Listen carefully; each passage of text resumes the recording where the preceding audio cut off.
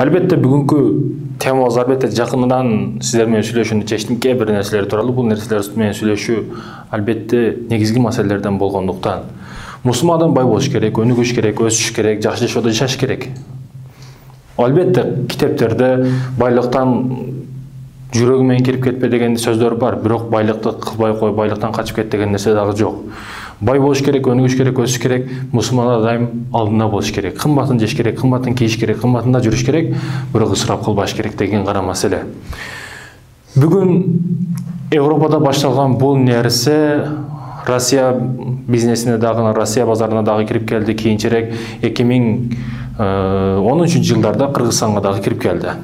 Башка мамлекеттер, орус мамлекеттери, Америка болсун, башка болсун, Европа мамлекеттери бул нерсени билгендиктен буларды инфолөлүлөр же калпчылар деп дагы аташат. Бизде мындай нерсе аз-маз оорураак сөз келип калгандыгы үчүн биз жөнөкөй эле аташты туура көрөбүз. Ошондон урматтуу мусулман биртуган, бул тема кимдер жөнүндө? Албетте бул сөз бүткөндөн кийин өзүңүздөр жыйынтыктап аласыздар. Кимдер тууралуу сөз кетип атат. Мына жакындан баштап эле 5-6 жылдын тегерегинде SMM адиси, сатуу маркетинг адиси, бизнес тренинг, сизди ийгиликтүү кылып беребиз, психолог кылып беребиз, жакшы жашоодо жашатабыз, сизди иши кыса бай кылгысы келип калды. Кокусунан адамдардын бардыгы көбөйүп, бизнес тренерлер, психологдор жана башкалар көбөйүп, бардыгы бизди бай кылгысы келип калды. Буларды бай кылгысы келип калдыбы? Же бай болгусу келип калды булардын? Албетте көрө турган болсок, маселе өтө чоң. Бул жерде жеңил акча табыштын жыттанып эле турат бул жерде. Албетте урматтуу мусулман биртуганым, мен бир нерсени үйрөнүштү кааласам, бир нерсени кааласам, анын үчүн бир устазга шакирт түшөм. Илимден болсун, мисалы жөнөкөй эле дават бөлүмүнөн илимди алгым келсе, устаз Абдышүкүр дават жакшы берет, ошого шакирт түшөм. Фыхтан Рахматуллах Чубак устаз күчтүү эле, ага барам. Акыйдадан Тариялап Жалбеков, андан барам, андан үйрөнөм акыйданы. Ошол сыяктуу эле үйүмдөгү бир тифал бузулса дагы, телевизор бузулса дагы, аны мен адисини алып барам. Адиси аны оңдоп берет, аны билет. Ал ошол нерсени үйрөнгөн, ошол нерсени билет. Анын устазы демекчи. Ошол нерсени агайы тандашыбыз керек биринчи очередде. Биринчи кезекте агай тандашыбыз керек. Өткөндө бир досум чалып айтты. Ушундай академиялар бар экен, ийгиликтүү академиялар бар экен, башкалар бар экен, дагы бизнес тренерлер бар экен, ошолорго барып сабак өтүп, андан кийин бизнес баштайын деп атам дейт. Эмне бизнес кылайын десиң? Эмне бизнести баштайын деп атасың десем, ресторан бизнесине кызыгам, ушу кафелерге неме кылып ачсам, ашканаларды ачсам дейм. Досум, менде бир жакшы тааныш бар. Анын 5 филиалы бар, кафе ачкан. Ошол менен тааныштырайын сени. Ошонун алдында жүр 5-6 ай. Шагирт болуп жүр, бекер эле кызматын кылып жүр. Бирок сен ошол нерсени үйрөнөсүң, анан кеңири өзүң ачып, өзүң каалаган нерсени кыла бересиң дедим. Бирок тилек каршылык жок деди ал. Себеби ага чейинки тренингдин курстарын, бесплатный вебинарларын ал көрүп бүткөн, меңине сиңип бүткөн бул. Ооба, урматтуу мусулман биртуганым. Ар нерсени айтыша берет. Бизнесте бул экен, ал экен деп жогорку нерселерди айтышат. Сиз түшүнбөгөн нерселерди айтышат. Кээде англис тилден макалаларды келтиришет, лакаптарды келтиришет, кандай өзүнү илимдүү сездирет. Билесизби? Угуп аласызбы? Бекер вебинар, ийгиликтүү вебинар, 100 сом менен $100,000 бизнес башташтын сырларын үйрөтөм. Бул сабак бекер болот, бесплатный болот, кекиле, үйрөнгүлө, катышкыла деп бекер курстарын, бекер сабактарын, бекер вебинарларын айтышат. Бул негизи бекер нерсе, тиги жактагы курсту сатыш максаты. Ал жерге барганыңыздан кийин курстарды сатып алыш же курска катышышка сизди ким делейт? Психолог жактан болсун, ой жактан болсун, ошол бесплатный курс аркылуу сизди өзүнүн курсун реклама кылат сизге. Албетте бул илимий жактан дагы тастыкталган нерсе. 1970-жылы Калифорния университетинде өтө бир жакшы эксперимент болуп өтөт. 2 аудиторияга, 2 залга 2 башка адамды келип тааныштырышып, сабак өткүзүшөт. Биринчиси жөнөкөй күчтүү акылман математика окумуштуу доктор болгон болот. Кийинкиси Майкл Фокс, актер. Ал артылык курсу бар актер, күчтүү актер болгон. Актерду өтө күчтүү доктор, өтө күчтүү илимдердин изилдөөчүсү, илимдүү ачылыштарды кылган окумуштуу деп тааныштырышат. Экөөнүн тең лекция өткөндөн кийин бардыгы актерго күчтүү бал беришет. Эмне үчүн? Себеби бул актерлук чеберчилигин ишке салды, ораторлук чеберчилигин ишке салып, элдерге илимий изилдөөлөрдү, илимий нерселерди 1 саат сайрап берди. Ошондуктан ага залдагы адамдардын көбү добуш беришти.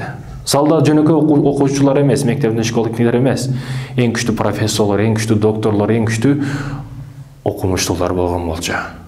Тилекке каршы ушундай.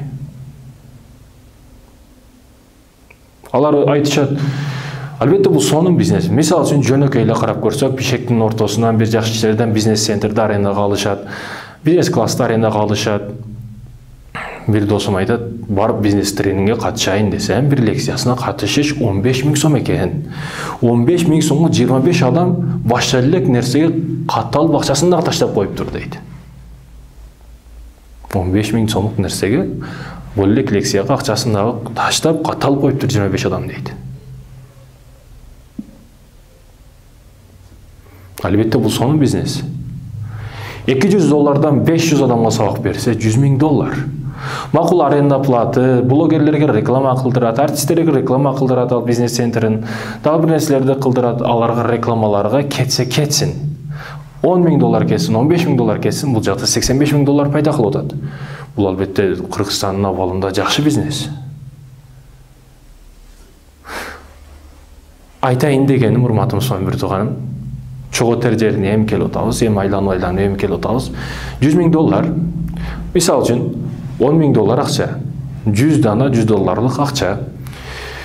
Муну табыш үчүн биз эмне кылышыбыз керек дейт. Жөнөкөй мисал, эмне кылышыбыз керек? Ан үчүн биз 100 дана $100 товарды 100 адамга сатышыбыз керек. Ошол товарды саткан товарыбызды ай сайын сата албайбызбы дейт. Ай сайын сата албайбызбы дейт. Түшүндүңүзбү? $100 товарды бирөөгө сатыш керек 100 адамга. Бирок товарды кайдан аласың, кантип аласың, кимден аласың, кантип сатасың, кайсы базарда сатасың? Ал жагын айтпайт. Себеби ал өзү билбейт. Мен мисалы писсерия ачамын десем, пицца саткан ресторандардын шагирти боломун. Ресторан бизнесине кызыксам, ресторанчыларга барып шагирт кылгылам мен дейм. Эгер машина бизнесине кызыксам, машина сатып жүргөндөргө барам мен. Шагирт кылып алгыла мени деймин. Алар мени шагирт кылып алат. Түшүнтасызбы, сөздү кайсы жерге айлантырып алып келип атамын. Ар бир нерседе агай болуш керек. Өзү ошол нерсенин үстүндө иштеш керек. Ал эми бизнес тренерлер бар жокту универсал. Бул бизнести окуган, ал бизнести да окуган, бар жокко насаатын берип кое берет. Биринчи сен ошону кылып көрдүңбү, бир ишти сонун кылып аткарып койдуңбу? Мисалы сиз каерден көрдүңүз? Мисалы үчүн эң күчтүү Дордой рынокты, Дордой плазаны, Дордой моторсту саган адамдын бизнес тренери болуп жүргөнүн. Эң күчтүү Легенда компаниясынын директорунун келип бизнес тренер болуп сабак берип жүргөнүн көрдүңүзбү? Эгер мен акча табыштын жолун билсем, акча табыштын жолун үйрөтүп эмне кылам мен? Менде убакыт жетпейт ал нерсеге. Чындыгы бизнесмендерде убакыт болбойт. Түшүндүңүзбү? Чындыгы бизнес тренерлерде бир жылда бир жолу лекция өтүшү мүмкүн. Анда убакыттар өзүнүн 15-20 точкасы бар. Мисалы 20-50 точкасы бар. Мисалы үчүн тааныштар бар, шаурма центрлери бар, башкалары бар. Алар досум дейт, менде убактым жок дейт. Ал иштейт себеби чындыгы реал бизнеси бар анын. Ар бир нерсе жолу менен болгон жакшы. Мисалы үчүн базарда мен каалайт элем, бул бизнес тренерлерди каалайт элем. Мен мисалы ушундай болсо мен каалайт элем ушул нерсени. Кыргызстанда бизнес тренерлер англис тилин чындап билеби, англис тилди 5 жыл окуганбы, диплому барбы, кагазы барбы, англис тилден сабак бере берсин кеңири. Дордойду мисалы үчүн салган, базарларды салган адам базар тууралуу сабак берсе, базарда ушундай жерге салсаң болот, мындай кылсаң, андай кылсаң болот деп бизнес тренер болуп сабак өтсө, мен аныкына барып катышмакмын. Себеби үйрөнөм. Өзүм жер бизнес кылам, жерге кызыгам. Жерден мени көлдүн жарым элеп койгон сатып алгандар бар. Башка жерлерде кантип договор кылат, кантип келишим түзүп атат ал менен, мени кантип озуп кетти. Андан мен үйрөнүшүп калдым көп нерсени. Анын алдыга шагирт болуп түшөм. Түшүнүп атасызбы? Ал бирок эчтекени билбеген, өзү ошол нерсени бизнес кылып көрбөгөн адамдан кантип мен бир нерсени үйрөнүшүм мүмкүн? Билим берүү тармагында дагы, илим тармагында дагы мисалы бизнес билим борборун ачкым келсе, мен билим берүү тармагында тааныштар бар, достор бар. Ошол жакты иштетип жүргөн адамдар бар. Мектептерди ачып, билим берүү центрлерин ачып иштеткен адамдар бар. Мен ошолордон сурайм, досум мындай болуп атат деп. Мен бирок бизнес тренерлерге барбайм. Ойыма дагы келбейт. Түшүндүңүзбү, маселе кайсы жерге келип атат? Акча табышты билген адам акча табышты үйрөтүшкө убактысы болбойт. Себеби ал чоң компанияларды башкарат, чоң фирмаларды башкарат, чоң иштерди кылат, чоң договорлор болот. Ага убактысы болбойт.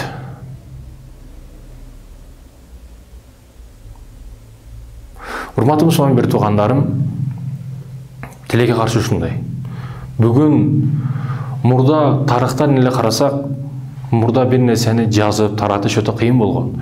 Ал үчүн калем болгон, карандаш, кагаз, сыя өтө керек болгон. Аны жазып чыгыш каражат өтө көп кеткен. Азыркы учурда компьютерде бир канча кнопкаларды басуу менен бир канча маалыматты бекерге таратып берсек болот. Инфобизнес ушул жерден келип чыгып атат. Көптөгөндөрдүн анык билем. Бизнес тренерлерди Кыргызстанда дагы көбүн тааныйм мен. Өзү журналисттикени бүткөн, дагы башка бир окуу жайы башкасын бүткөн. Жер, салык ошондой нерселерди бүткөн, бирок бизнес тренер болуп кеткен. Сурасаң дагы айтып коет, эч бир ишим окшобой, анан бизнес тренер болуп кеттим деп коет. Ошондон эле түшүнсөк болот. Бул жерде башка нерсе, башка маселе барлыгын.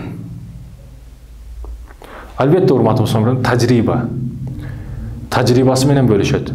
Эгер чыныгы ээсине барсаңыз, чыныгы бизнес тренерге, чыныгы бизнесмен адамга барсаңыз, ал тажрыйбасын сатат.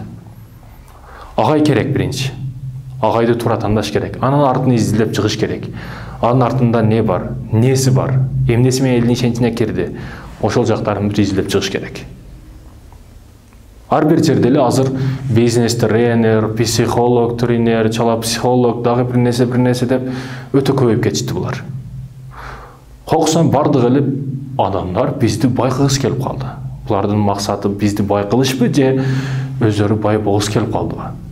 Көчөдөгү бомжду дагы Дубай шейх кылгысы келип калды да. Ооба, көчөдөгү адам Дубай шейхи болушу мүмкүн, албетте ал өзү. Бирок сиз көчөдөгү адам болуп кала бересиз барыбир.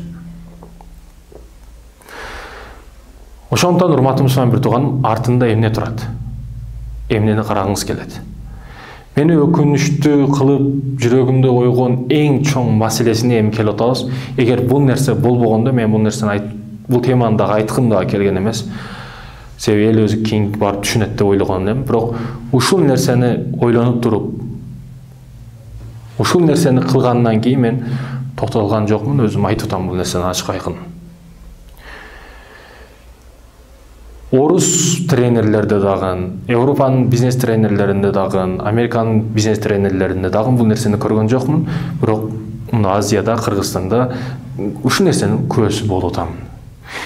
Ал сиздин үмүтүңүздү сатышат. Бизнес тренерлер сиздин ойлогон оюңузду сатышат. Сиздин максатыңызды, тилектериңизди сатышат. Ал сатыш үчүн сиздин ишеничиңизге кириш керек. Кыргызстанда 90% мусулмандыгына байланыштуу, бардыгы Кудай дегенине байланыштуу, альхамдулилlah, Кудайыма шүгүр деп мусулман болгонуна байланыштуу. Карасаңыз, 11-класста бүткөн кыз дагы эсемди үйрөтөм, адистерди, сатууну, маркетингди, Кытайдан товар алып келип, аны сатышты үйрөтөм, муну сатышты үйрөтөм деп өтө көп нерселерди айтып атат.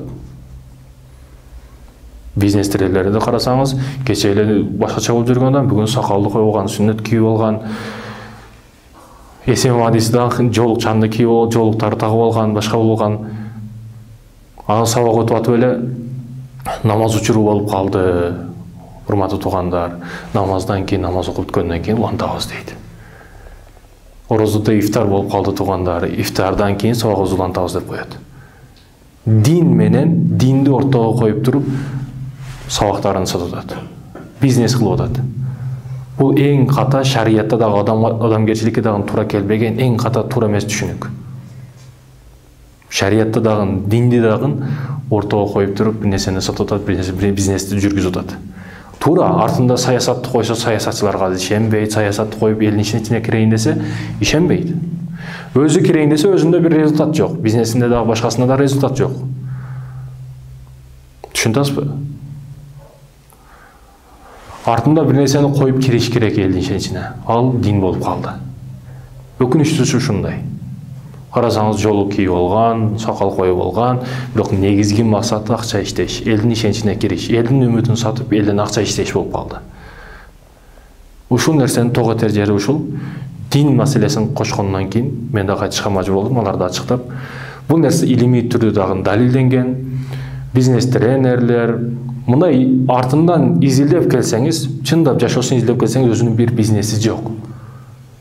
Чындап бир соода кылбайт, өзү тол бүткөн бекерчи.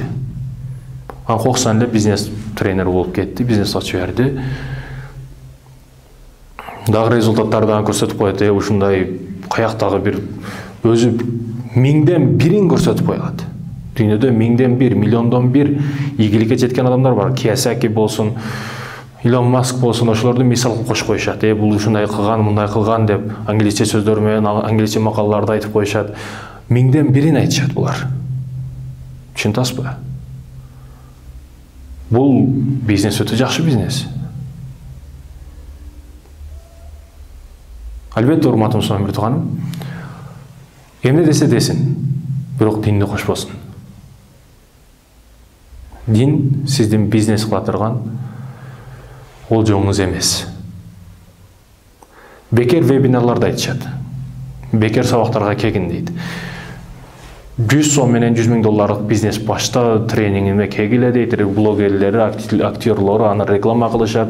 Кегиле дейт, ушул байкем баштады дейт. Курска реклама. А жизни по жизни болгон курсума келип катышкыла, ийгиликке жетесиңер, бактылуу болосуңар дейт. Бирок сиз барып катышасыз, аны сатып аласыз, курсуга катышасыз, паланча доллар бересиз, пешене термен тапкан акчаңызга бересиз. Ал болбогон интернетте бар, китепте бар, каяктан бир урдалган маалыматтарды сизге башыңызга айландырып, ар нерсе кылып жеткизип айтып берип коет. Чындап баргандан кийин мен билем дейсиз ал нерселерди. Болгону сиз өзүңүз эле кылбай жүргөн болосуз. Сизге болбогон нерселерди, сатираларды, ар нерселерди мотивацион рухта, мотивациялык жол менен жеткизишин жолун кылышат. Эң негизгиси, эң өкүнүчтүүсү динди кошкондугу мага жакпады. Ошондуктан бул нерсени, бул теманы көтөрүүнү туура чечтим. Албетте, кээ бир адамдарга бул өтө катуу тиет. Себебі рызкысын кээ бир жолдор менен кесип аткан болушум да мүмкүн. Албетте, адалынан болгон нерсеге эч нерсе жетпейт. Адалынан болгон нерсеге эч нерсе жетпейт. Адамдарда, элдерде азыр көп бизнес тренерлер ушундай түшүнүктү пайда кылып койду. Иштебестен, үйүңдө отуруп, мындай кылып коюп, жөн эле бекерчи болуп, иштеп бай болуп кетесин деген нерселерди, түшүнүктөрдү берип коюп атат да. Бирок урматтуу мусулман бир тууган, ар бир нерсе эмгек менен келет. Ар бир нерсеге эмгек, аракет, ишенч, өзгөрүлүк керек сөзсүз түрдө. Жашоодо ийгиликке бардык адам жете бербейт. Окуган күчтүү адамдар, күчтүү окугандар, университетте күчтүү окугандар, мектепте күчтүү окугандар ийгиликке жетет десеңиз адашасыз. Себеби дүйнөдө дипломдуу акмактар толуп жатат. Алар ийгиликке жеткен эмес, жакшы жашоого жеткен эмес. Акылдуулар, даана, күчтүү адамдар дагы ийгиликке жетет десеңиз адашасыз. Себеби акылдуу адамдар дагы толуп жатат. Күчтүү физический жактан 500 килограммы көтөргөн, бир жүгүргөндө 25 километрди жүгүрүп койгон, Оштон Бишкекке дагы жүгүрүп келип койгон адамдар ийгиликке жетет десеңиз адашасыз. Себеби мындай күчтүүлөр өтө көп. Албетте, өжөрлүк гана сизди бардык чокуга алып чыга алат. Өжөр болушуңуз керек, кайтпас болушуңуз керек. Өзүңүз жолуңуздан, өзүңүздүн багытыңыздан кайтпаш болушуңуз керек. Өкүнүчтүүсү Кыргыздын жигиттери бүгүн бир нерсени 3 жыл аракет кылат, 3 ай аракет кылат, 3 күн аракет кылат, окшобой калса башка иш кылам, Россияга кетем, башка иш кылам деп кылат. Өжөрлүк жок. Өжөр болушубуз керек. Мусулман да өжөр болуш керек. Өжөр болуш шарт.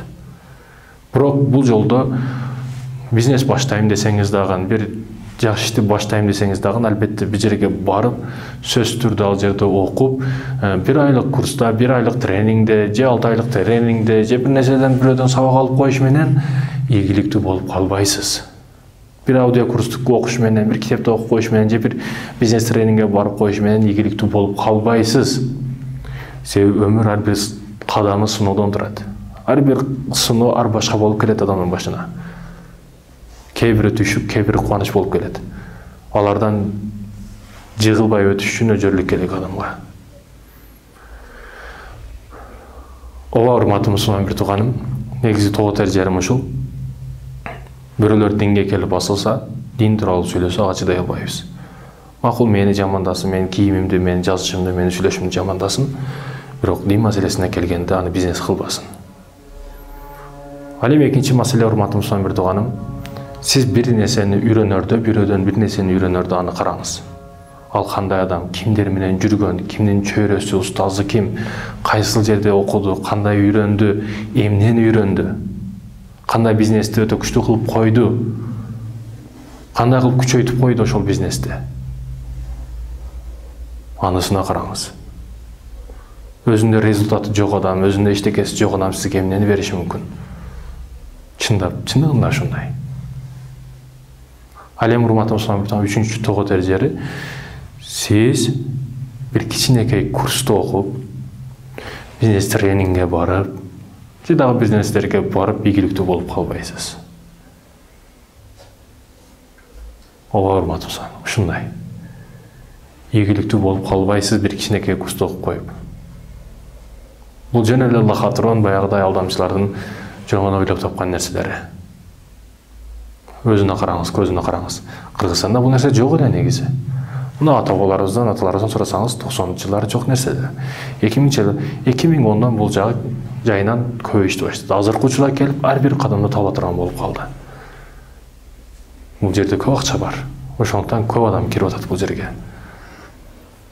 Абайлаңыздар, сак болуңуздар. Аллах Таала бардыгыбызга ак жолдо көрсөтүп, ак жолдо жүрүүнү насип этсин.